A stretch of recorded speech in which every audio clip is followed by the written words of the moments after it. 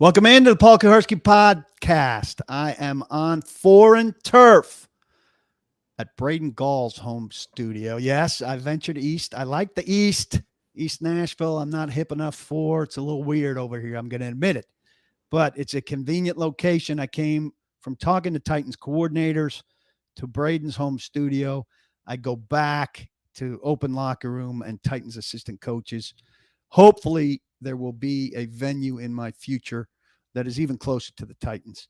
I'm Paul Kuharsky from paulkuharsky.com. JT Runke helping me out today in what's going to be a smoother operation than usual, if you can believe that. We're going to talk about breaking tackles, the complete Titans secondary together finally. Tight ends potentially changing Brian Callahan's offensive operation or even philosophy, the AFC playoff field as I see it, and much more. Welcome in. Make yourself comfortable. Great conversation to come.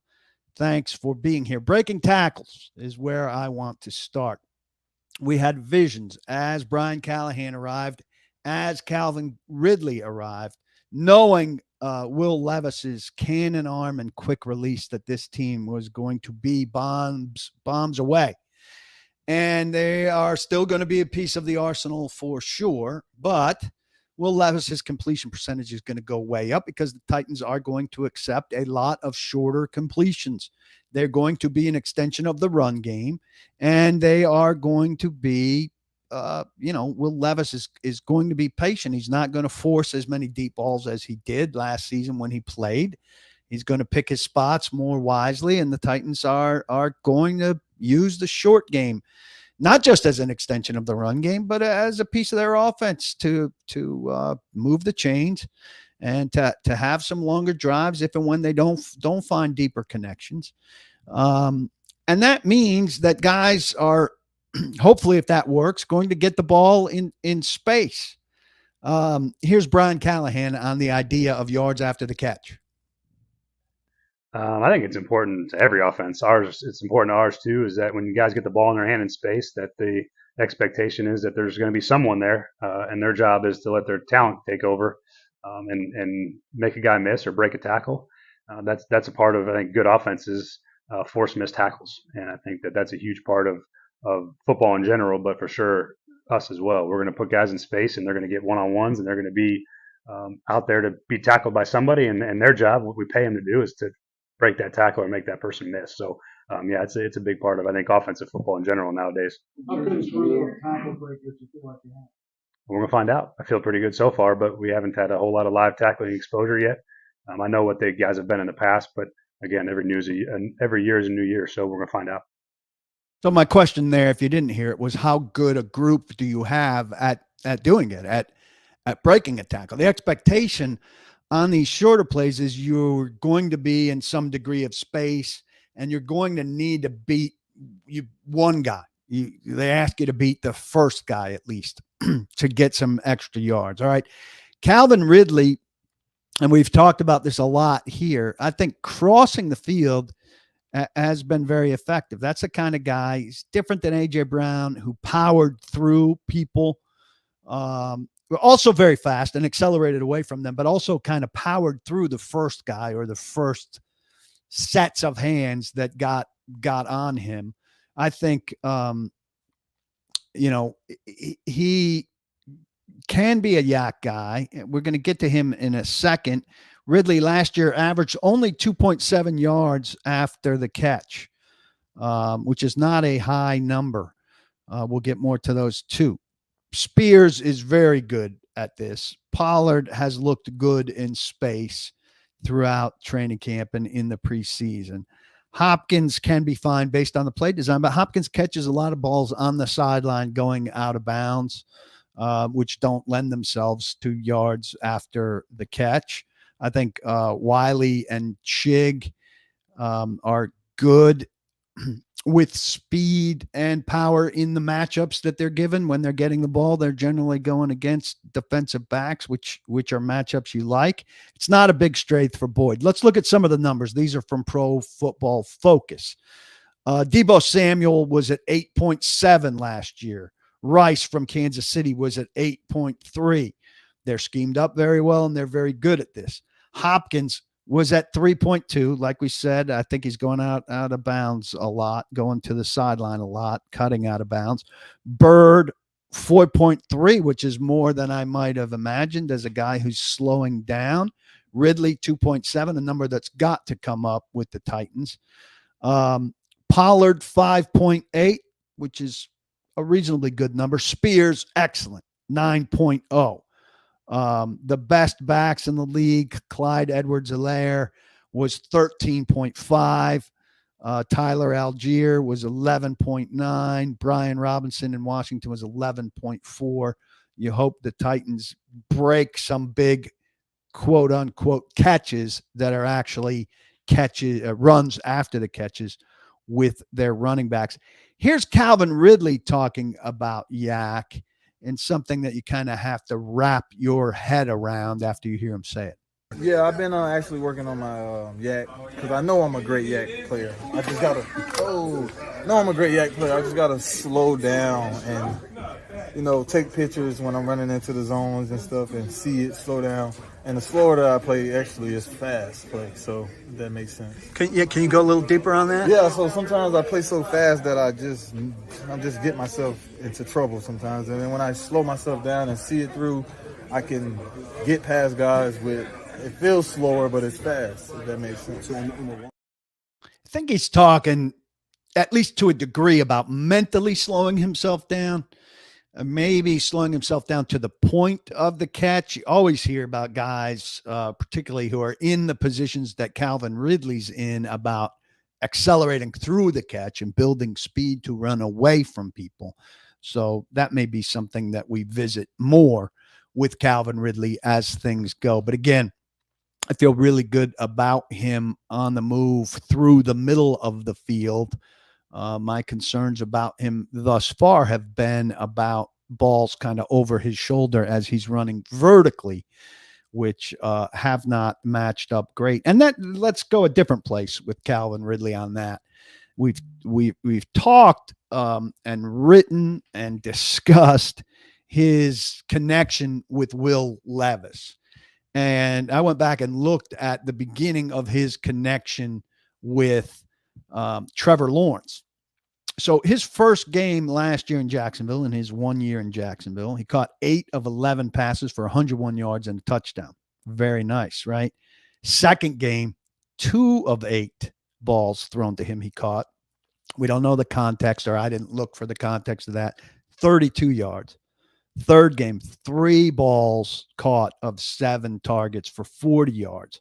Fourth game, 2 catches on 2 targets for 38 yards. So in the first 4 games, 15 catches on 28 targets. That's a 54% catch rate, 14 yards per catch, only 211 yards in his first 4 games, 1 touchdown. I think Titans fans would be frustrated if those were the numbers. He didn't want to talk about the beginning of his relationship with Trevor Lawrence as compared to the beginning of his relationship with Will Levis.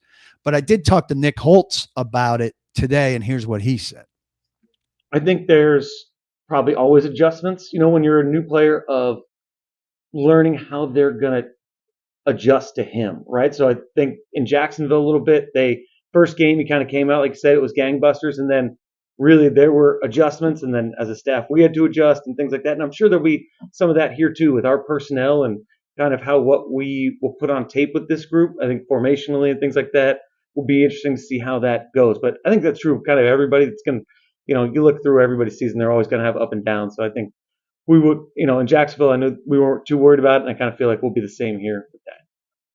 Holtz had a front row seat, obviously, to what Ridley did last year in Jacksonville because Holtz was on that coaching staff. Let's pause here and we'll look at a couple of your questions and get in there. Greetings to you all. Happy to see the general crowd. Go ahead and retweet this if you're watching on Twitter.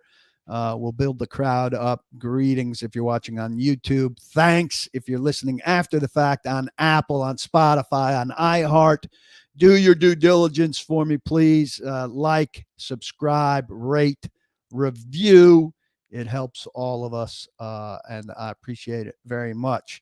Trey asks if Chig is on the trade block. I think there were a couple discussions about Chig with people from the outside inquiring because they knew the Titans were stacked, but that was a cut down time of thing, and people now move on to get where they're going.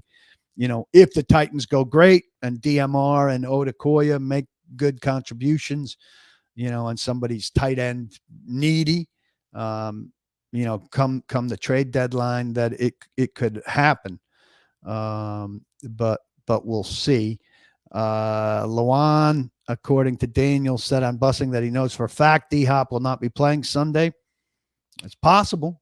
That Taylor has inside information. He looked pretty good playing yesterday. Holtz said today he won't be 100%, but guys of his quality have a way of rising to the occasion.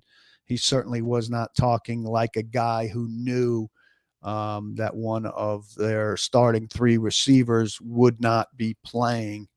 But I could see them taking a cautious route. Anderson, here's a question from Ed Henry, wondering if Anderson spoke about replacing a few core special teamers that were released. Not specifically that way, but I did ask him about, when you get cut down to 53, is there some relief in finally knowing who your core guys are? And he said yes, which is kind of a obvious thing. So, it'll be interesting to see who those guys are. We know generally who they are, but I always take kind of note of who's on the four core special teams and who's on 3 of the 4 core special teams, which is interesting. Shrek asks what core special teamer was released. Well, Luke Gifford is a core special teamer for sure. Elijah Molden played a lot. So he was personal protector. We found out today Mike Brown and the new defensive back, Julius, whose name I'm going to forget right now. Where's number 39? Roster's handy. No, not Daryl Baker. Sorry, the earlier claim. Julius Wood are the frontline personal protector guys, which means one of them is going to be active, and I would expect Mike Brown is going to be active. So he's to answer Glory's question, he's going to take a bigger role certainly on special teams.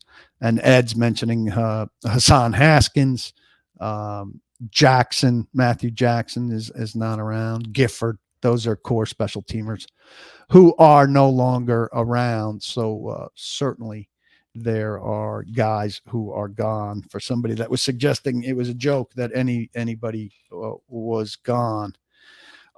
Interesting stat put out by the Titans today about the Titans wide receivers. And the Titans have not had many chances to brag about their wide receivers as a group. And when I say many chances, I would say really they've had no chances since they became the Titans to brag about the wide receiving core as a group.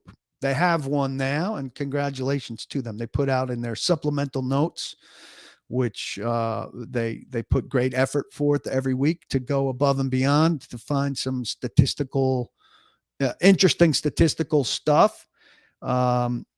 Their wide receivers at the beginning of the season compared to the wide receiving groups on the 31 other teams have, compared to those other teams, the lead in the NFL in receptions with 1,908. Houston is second.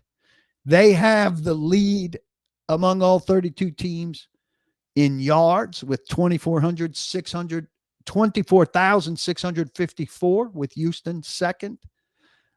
Houston has Diggs and Robert Woods that eat up a lot of those numbers. They have the lead among all 32 groups in touchdowns with 156. The next team is down in the 130s. Tampa Bay is second in that category. This is really quite remarkable.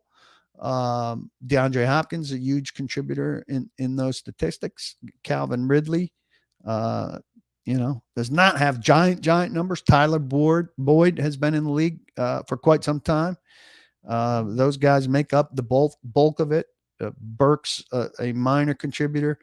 NWI has been in the league for a while now, not an insufficient contributor. But those are very, very impressive numbers. Let's move to the other side of the ball and talk about the secondary a little bit.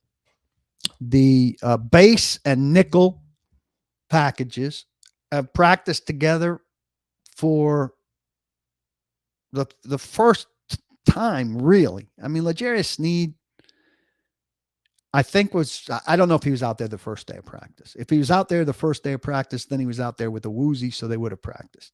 Then a woozy was out until really Monday. He was limited last week. I think he practiced in full Monday. So this week, that secondary hasn't been together. Big nickel, depending on what Adams does together, hasn't been on the field together. Diggs, Hooker, Sneed, Awuzie, Adams. Adams didn't practice yesterday with a hip. I don't know if Adams will practice today or not. They chose this course with Sneed, who they knew would have to be managed and would practice very little. And so, but I mean, Awuzie not practicing, they didn't foresee. Adams, they probably knew wasn't going to practice much and was going to take a lot to get ready. And the question is, if it takes this much to get him ready, is he going to make it through one game and come out of one game healthy? I guess wouldn't expect any of them to say anything different. All of them are saying it's not a concern. It's not a concern for them to play together for real for the first time on Sunday in Chicago. Rookie quarterback certainly helps them, but Chicago's got a good group of wide receivers, starting with Moore. But I don't think anybody's going to be surprised if there are a few communication issues in the secondary at Soldier Field on Sunday. Condre Diggs says they're going to be just fine. Just communication. I mean, we just got to communicate. I mean, all of us are older guys. Besides Roger, he's still a young boy. But, Cheeto, he's played a lot of ball. LJ, he's played a lot of ball. Myself, Hook, we played a lot of football. So for us, it's just, proper communication, not leaving any gray in it. And good thing for me is I went against this offense every day. So I'm able to see, certain stuff and be able to capitalize off of it. Concerned about this? I mean, look, there's an off season of questions. This is one of the questions, and we have to wait and see. But I think, they're pretty casual about it, pretty confident about it, which is fine. I just think somebody along the way would say, yeah, well, we've got to go out and prove that, all of this time that we've spent not together on the field hasn't meant that much. So we're going to see. Let's get to some more of your questions. Trey asks, it says we got to replicate the lighting, mic setup, etc. Yes, I am going to work on my equipment. Ed says, we will see how he responds after a loss, but Callahan's pressers are really good with a lot of quality answers. Hope it continues. I think we're all optimistic that he'll be reasonable after a loss. If they lose 3 out of 4 and some of the pressure of those losses is inevitably going to fall on him. So how he reacts to that is a big unanswered question, right? But I think, all indications are that he's going to be reasonable, not particularly moody. I wonder who I'm contrasting him with here. But I think I think the arrow's pointing up. I took some grief yesterday, and I want to take a moment to defend myself here, though I don't think the people in here are generally the people that are going to give me a hard time. But so I asked questions for the story that is up today about Callahan's play sheet. And I asked questions in 3 separate press conferences about this as I tried to learn more and gain more detail. And so I was trying to learn about the physical play sheet yesterday, the colors on it, what size the paper was, because the picture I had of it was unclear as to whether it was legal length or letter length. And then it became clear it was folded. And so I asked a couple questions in the press conference, and then I managed to walk out of the interview room with him and show him the picture that was going to run with the story and say, is this folded? And he told me it's actually an 11 by 17 piece of paper that's folded. And then it's got 4 quadrants on it and what they are and what the colors mean and all that, which is what I was looking for. I wanted to add detail to the story. I think we're very used to there not being a lot of detail in Titans stories, a lot of color, if you will, because Vrabel and people under Vrabel didn't want to offer up that detail. And they thought questions about that detail was ridiculous. And so he said that Callahan said that he doesn't like to laminate the sheets. He's been in the booth for a long time, didn't need to laminate the sheets because there's no chance of them getting wet, but that he wouldn't laminate the sheets now unless there was a threat of them getting wet because he liked the feel of the paper. Okay.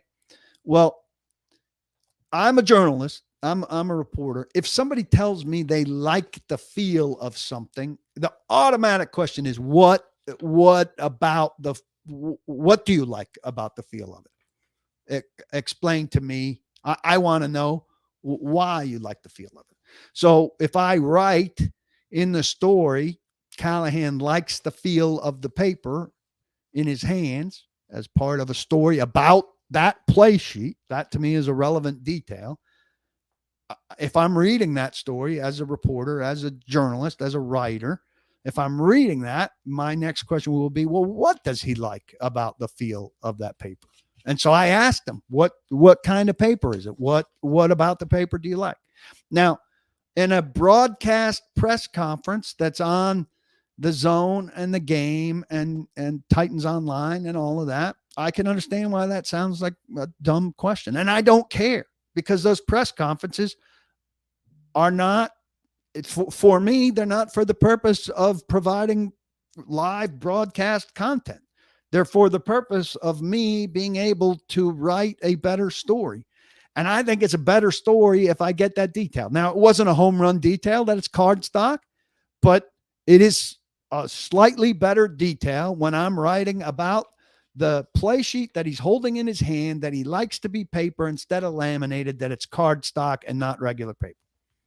And that's the basis for what I'm doing there. And if you guys want to have fun with it, so be it.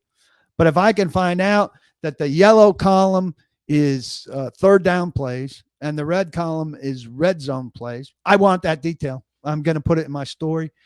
I think the people that pay to read paulkuharsky.com want as much color in the stories as they can get. And maybe that's a bad example, but that's what I'm going for. And for the people that don't care about it or want it, too bad.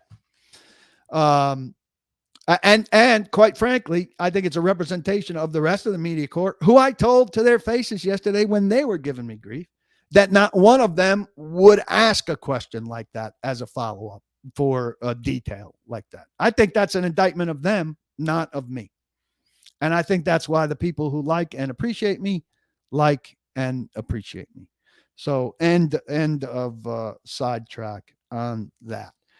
Titans have 24 new players this year. We've heard from 2 of them with a clip of Calvin Ridley talking about Yak, and with Condre Diggs talking about how the secondary not being together isn't going to be a problem when they communicate well on Sunday in Chicago. They are 2 of 23 new players on the 2024 roster. Only 5 times since the Titans became the Titans, since 1999, has the team added 20 players or more in a single offseason.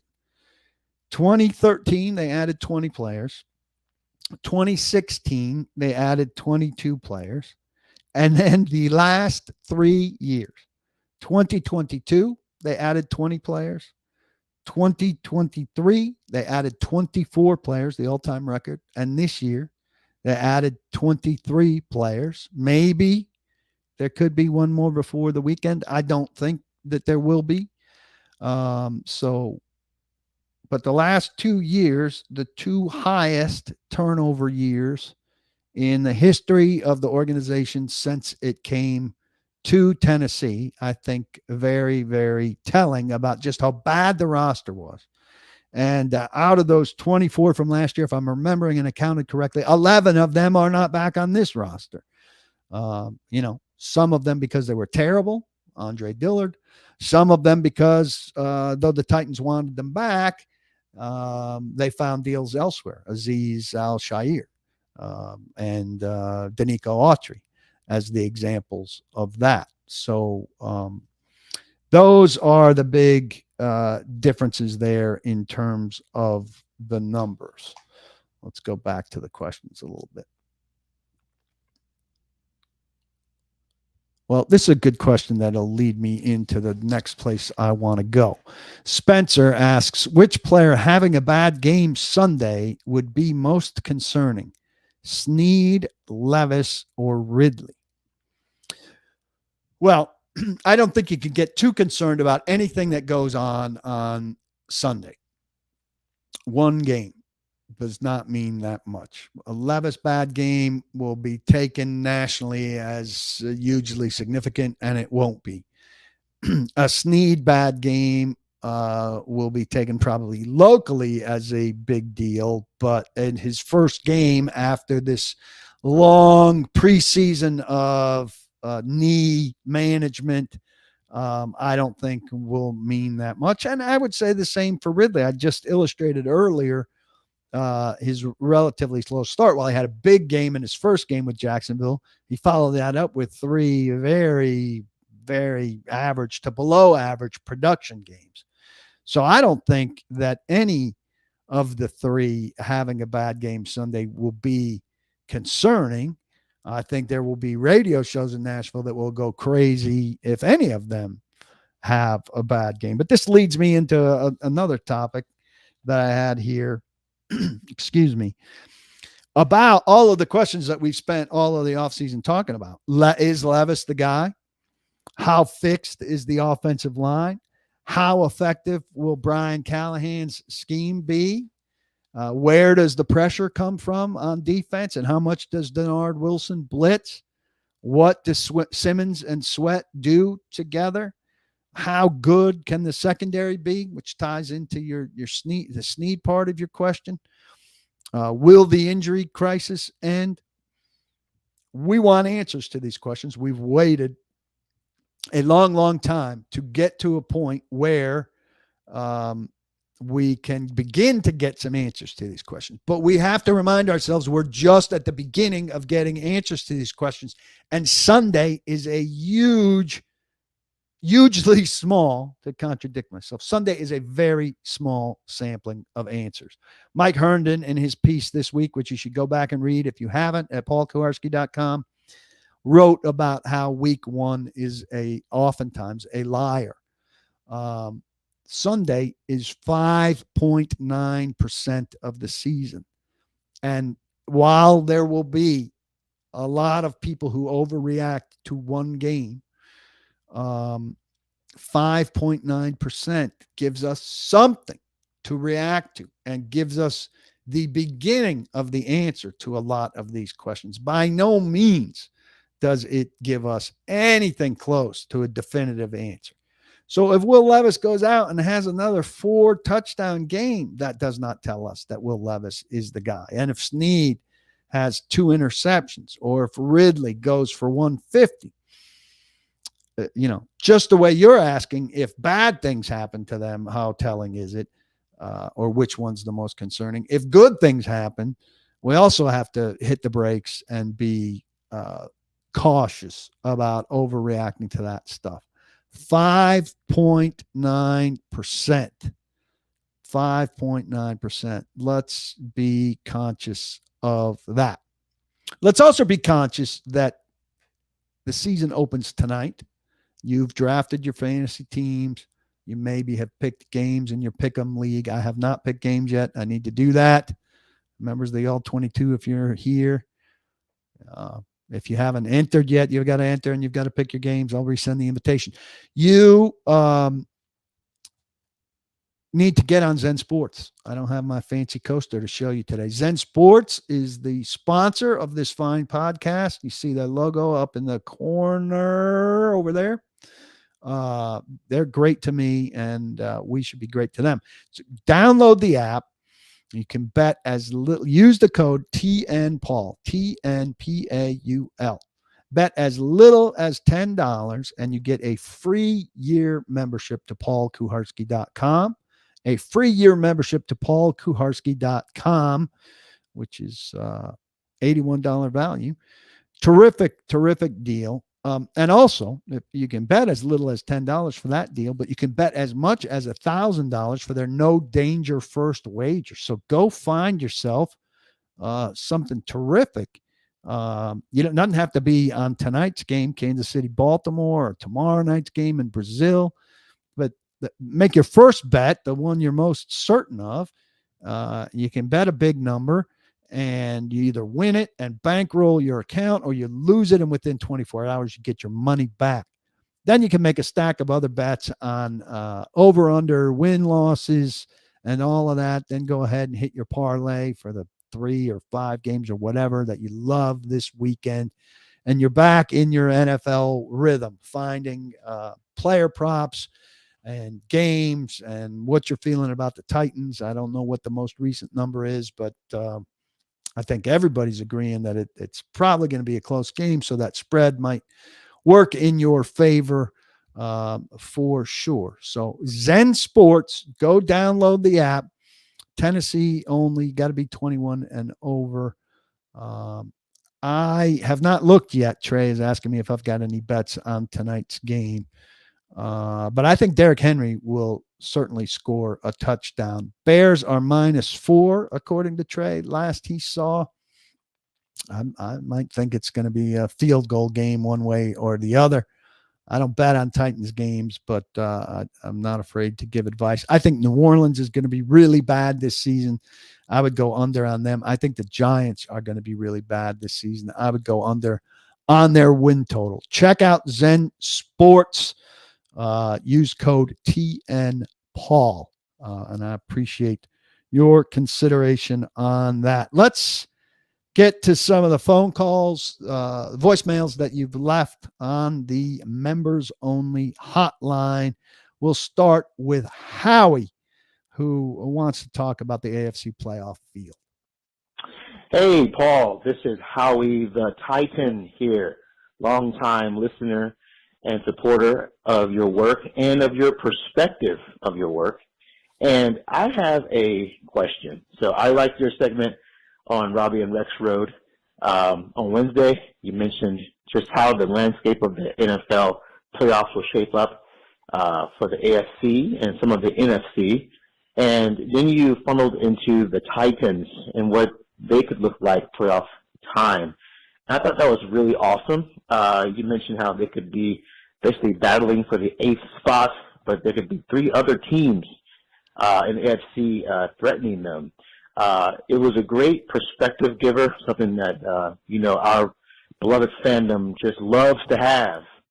So can you speak more on that, on just what you mean by how the Titans, basically you said, will be better, you think, but that so will many other teams in the AFC.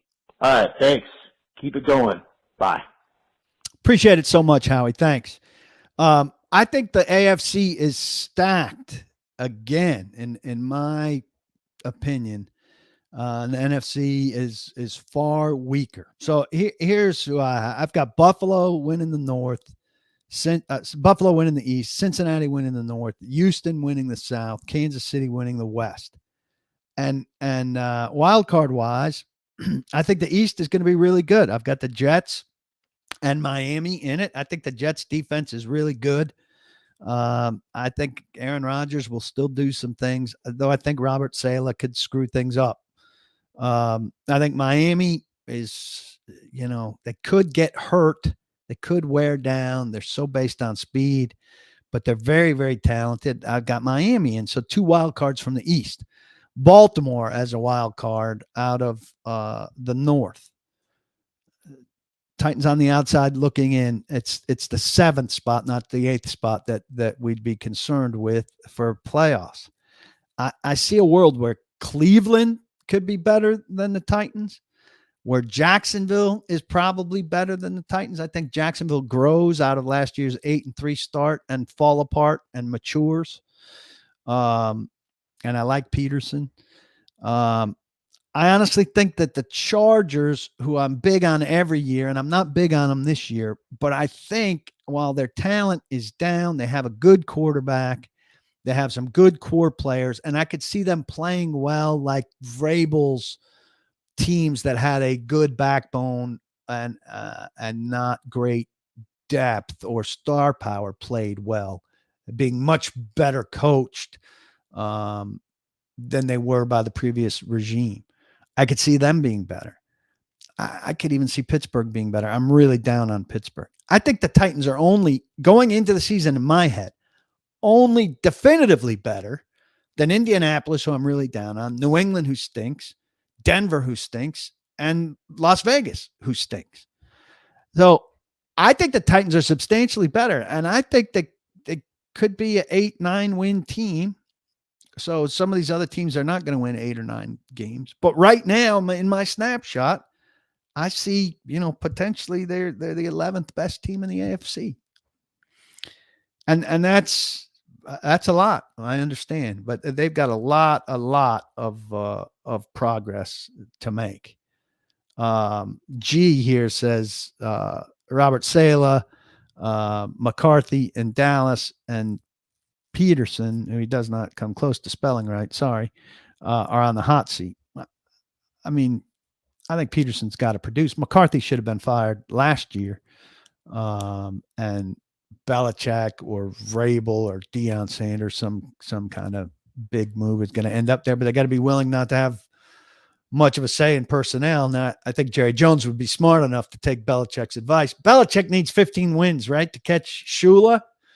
He's going to go to a team where he can win games and catch Shula.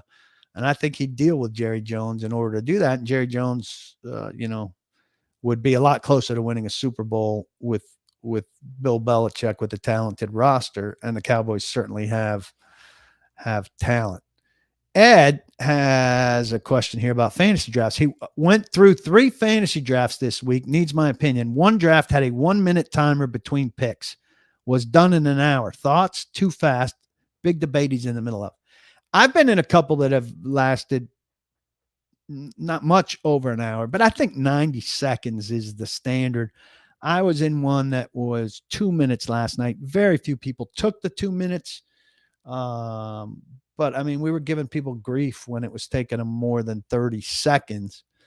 I mean, I think it should be very rare in a fantasy draft that you're taking the entire clock for your pick. I mean, if you do it once or twice in 15 picks and say, hey, I'm sorry, I'm really navigating here, that's all right, But if you're, number 1, 2, or 3, or, number 10, 11, or 12, you've had a long time to consider and it's coming back. You should have your guys pretty much lined up. Eric says 45 seconds is the play.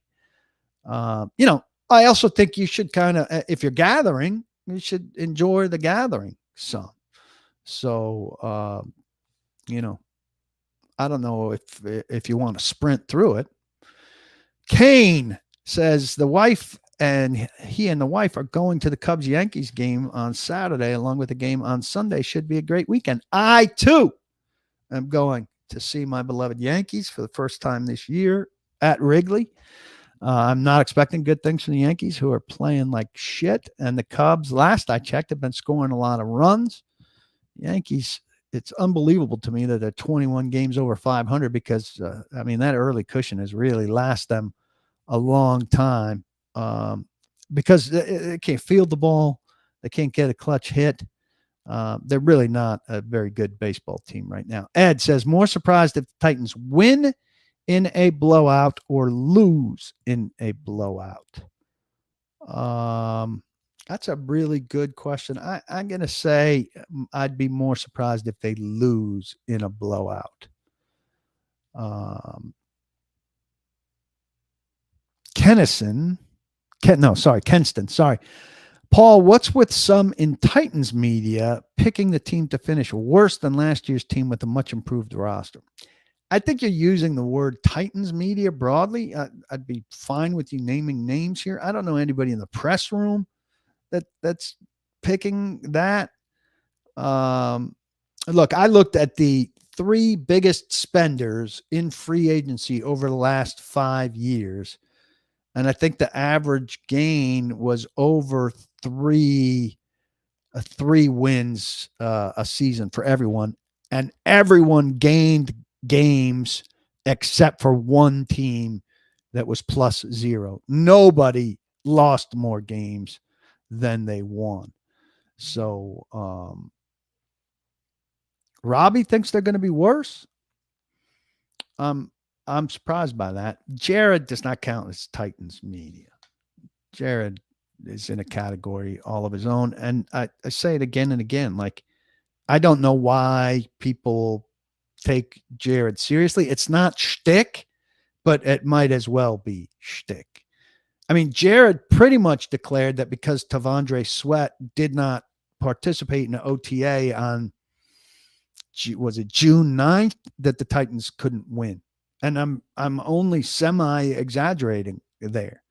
They could not have a successful season because he did not participate in an OTA on a specific day.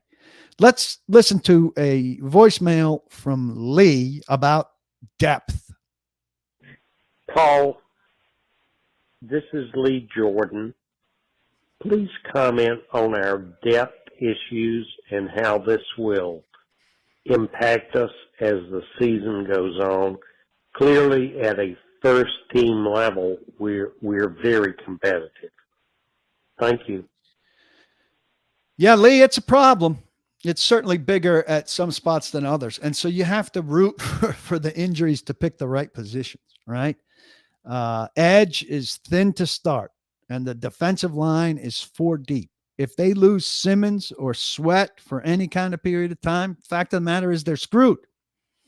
Keandre Coburn is the guy on the bench coming in to spot any of them, Sweat, Simmons, or Sebastian Joseph Day. That is not a deep enough group.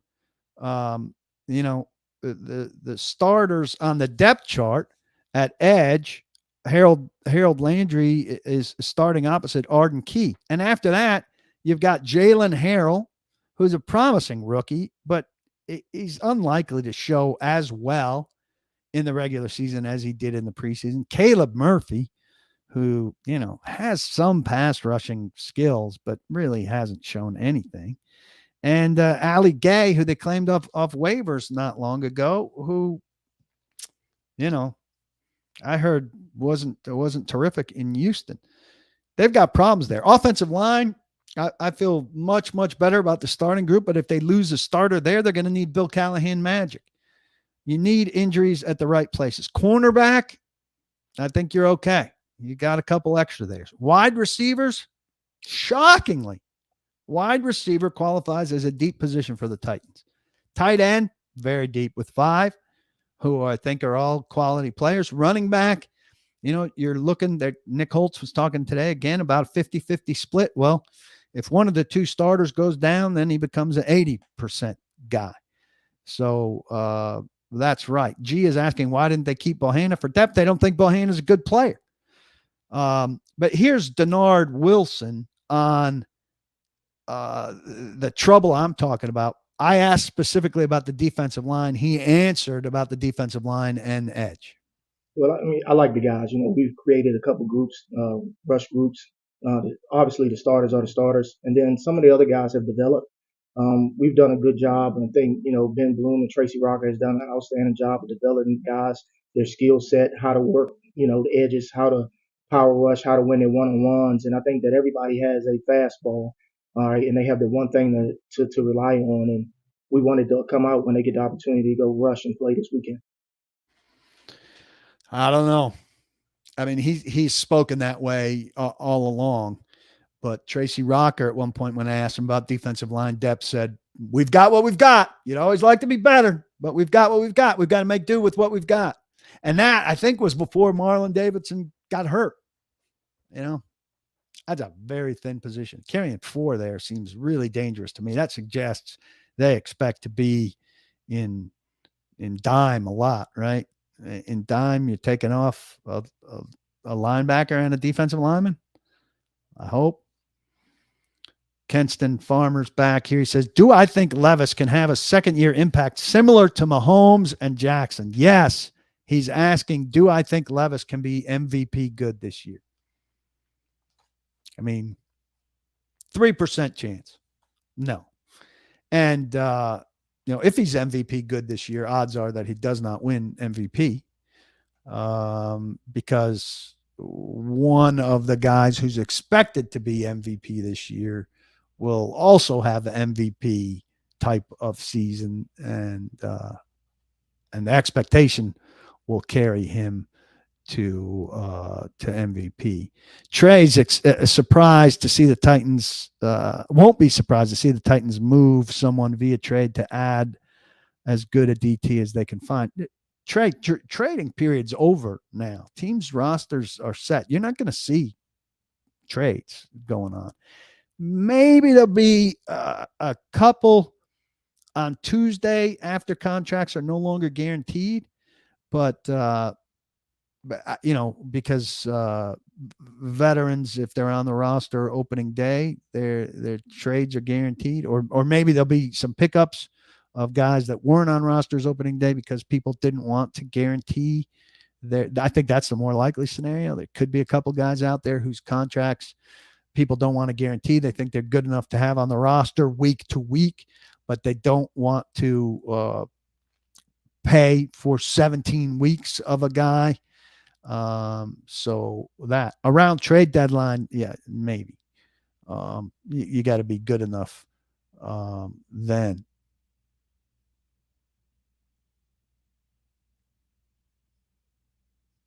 Looking here for some more. Let's go ahead to the last voicemail, which is a really good one from Robert Draper about tight ends. Hi, Paul. This is Robert Draper. I'm wondering if you're viewing the usage of tight ends in the weeks to come for the Titans as a kind of acid test for Brian Callahan's adaptability to a new personnel group. Because on the one hand, as the Bengals offensive coordinator, he only had Tanner Hudson to work with, and so the offense didn't feature a lot of design plays for Hudson. But with this particular tight end room, and given how much Callahan has complimented the work of the tight ends coach, Justin Outen, do you think that Callahan is likely to modify his historic tendencies and give Okonkwo, Wiley, and maybe DMR more of a pass-catching role than we've seen from Brian Callahan offenses in the past? Thanks a lot, Paul. Appreciate it.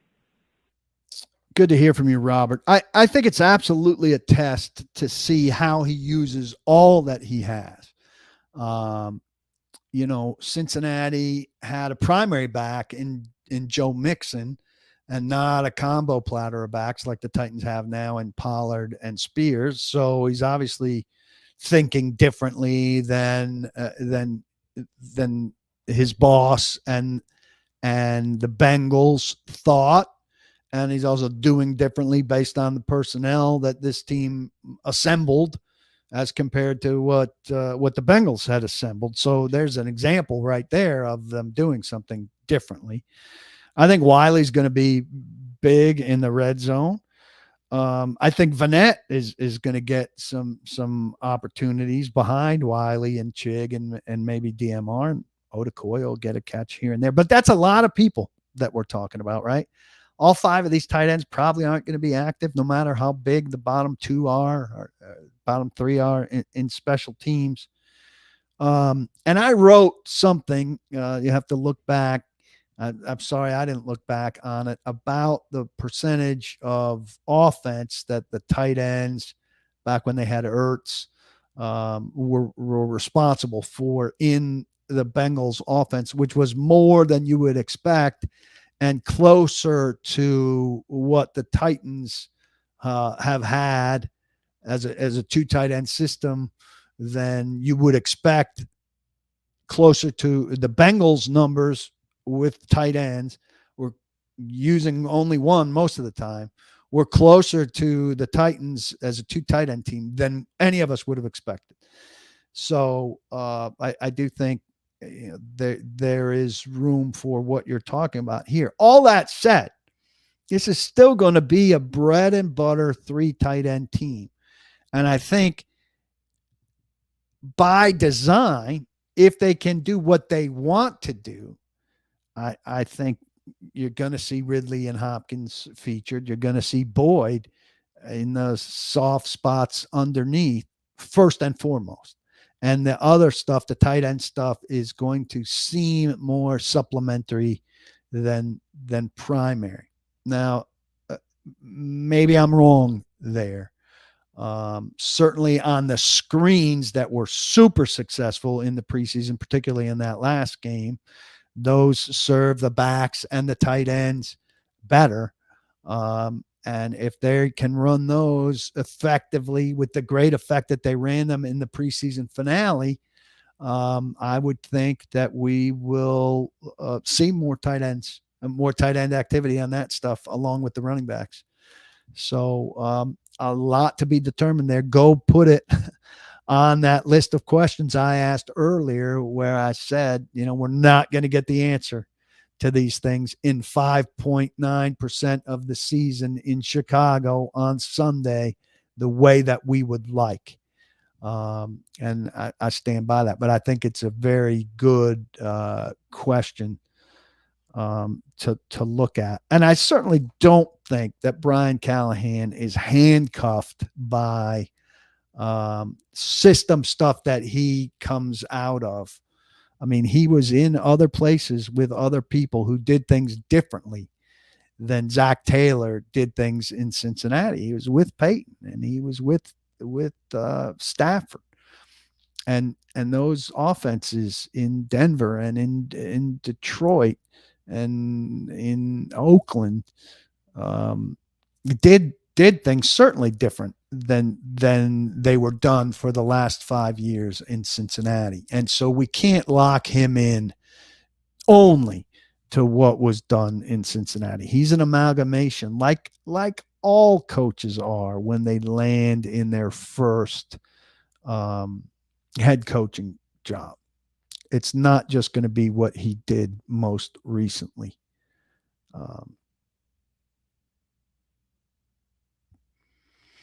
Tremaine says, hey, Paul, now that Malik has been traded to Green Bay, who's our third best quarterback? Well, they don't have a third guy who plays quarterback. Tyler Boyd is the guy they would go to in an emergency if something happened to both Will Levis and Mason Rudolph, that neither of them could take snaps.